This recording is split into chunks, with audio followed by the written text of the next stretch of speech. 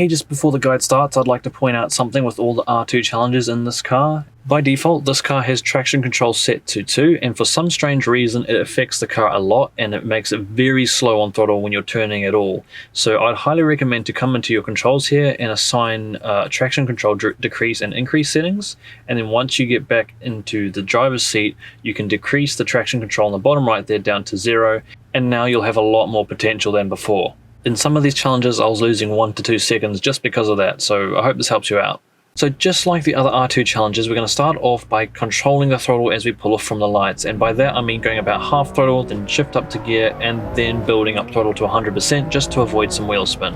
Now after we pull off, we bring the car towards the left side of the track to open up our entry line for the S section that's just up ahead over the crest over there. We're aiming to start turning before we get to those cones on the left, and aiming to get very close to that inside wall, and then after we get around that wall we can start braking downhill here. Braking in a straight line, and as we get to this curb here, we're going to use the curb, but we're also going to peel off of the brake pedal as we turn, and then after we get over the turn we can start braking again in a straight line, and then we can carry a little bit of speed around this turn to the right. As that curb ends on the right there, we can start braking just a little bit more, shave enough speed off to get through this dipper here, and then as we start going down the hill we can get hard on the throttle, and we should have enough grip to go flat out through here until this point where we're looking for those cones, and around that point we're going to lift off throttle to coast around this turn to the right. As we're turning, we're actually going to get on the brakes just a little bit, cut off a little bit of speed, and as we're facing straight down this hill we're going to get on the brakes, aiming towards where the middle of the track is, and then turning into the inside, apexing right where I've got the green arrow there, and you see where that wall steps up on the left. At that point we can think about getting back on throttle and bring the car to the outside wall.